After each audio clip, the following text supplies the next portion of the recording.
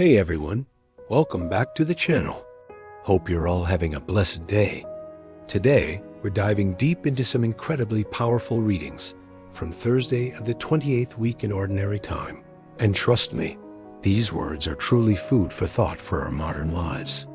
Let's kick things off with our first reading, a profound message from St. Paul's letter to the Romans. He says something radical. Now the righteousness of God has been manifested apart from the law, through faith in Jesus Christ for all who believe. What does this mean for us? Paul is emphasizing that we're all in the same boat. We've all missed the mark. We've all sinned. There's no distinction, no special club. But here's the good news, the amazing part.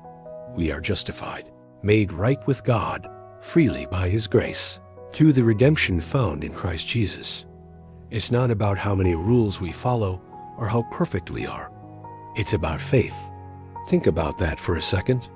It's not about our works, not about what we do to earn salvation, but what God has already done for us through His Son. Paul asks, what occasion is there then for boasting? Absolutely none. Because it's not our achievements that save us, but God's immense love and grace. Whether you're Jewish or Gentile, God is one, and His justification comes through faith for everyone. This is a massive message of inclusion and hope, reminding us that God's love isn't exclusive. It's for all who believe. It's a beautiful level playing field of grace. Now, let's turn to the Gospel of the day from Luke. This passage is a bit more challenging, with Jesus delivering some stern warnings to the scribes and Pharisees. He says, "Woe to you who build the memorials of the prophets whom your fathers killed." Strong words, right? Jesus is essentially calling them out for hypocrisy. They honor the prophets of the past with monuments, but they are rejecting and even plotting against the prophets of their own time, namely, Jesus Himself. He continues, "You have taken away the key of knowledge. You yourselves did not enter, and you stopped those trying to enter." This is a powerful accusation. They held the key to understanding God's truth, but instead of using it to open the door for others, they locked it.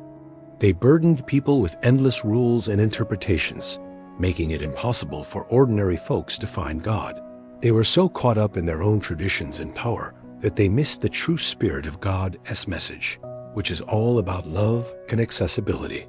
And speaking of missing the point, Pope Francis sheds an incredible light on this in his words, emphasizing the danger of ideologies. He states, "In ideologies there is not Jesus, in His tenderness, His love, His meekness." And ideologies are rigid, always. Wow.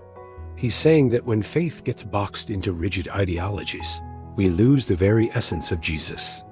We lose His compassion, His openness, and His gentle spirit. A Christian who becomes a disciple of an ideology, rather than Jesus, risks losing their faith altogether. They turn the living knowledge of Jesus into something rigid, moralistic, and exclusive, just like the scribes and Pharisees. Pope Francis highlights how these rigid mindsets close the door with many requirements, echoing Jesus' warning about taking away the key of knowledge. And when someone challenges these ideological strongholds, like a prophet or a good Christian, the reaction is often hostile. Just as the scribes and Pharisees reacted to Jesus, they became insidious, plotting to catch Him in His words, not genuinely seeking truth, but seeking to protect their own pride and positions. Pope Francis calls them people dishonored by their pride. That's a stark reminder for all of us. Pride can be a huge stumbling block to truly encountering God's grace and sharing it with others. When we prioritize our own interpretations, our own power, or our own ideas over the loving, inclusive spirit of Jesus, we risk becoming those who close the way to the Lord. So, what's our takeaway from all this today? It's a beautiful call to humility, to openness, and to genuine faith over rigid rules. It's a reminder that God's grace is freely given through faith, not earned through our efforts. And it's a powerful warning against letting our faith become an ideology that excludes or judges others, rather than a living relationship that radiates love and understanding. Let's strive to be people who open doors, not close them, who extend grace, not judgment, and who always prioritize the tender, loving heart of Jesus. Let's remember Pope Francis's prayer to never stop praying, to never lose faith, and to remain humble so we don't become closed off to the Lord. Thank you so much for joining me today. I hope this reflection resonated with you. If it did, please hit that like button, share it with someone who might need to hear this message, and subscribe to the channel for more uplifting content. Your support means the world. Until next time, God bless and keep shining your light.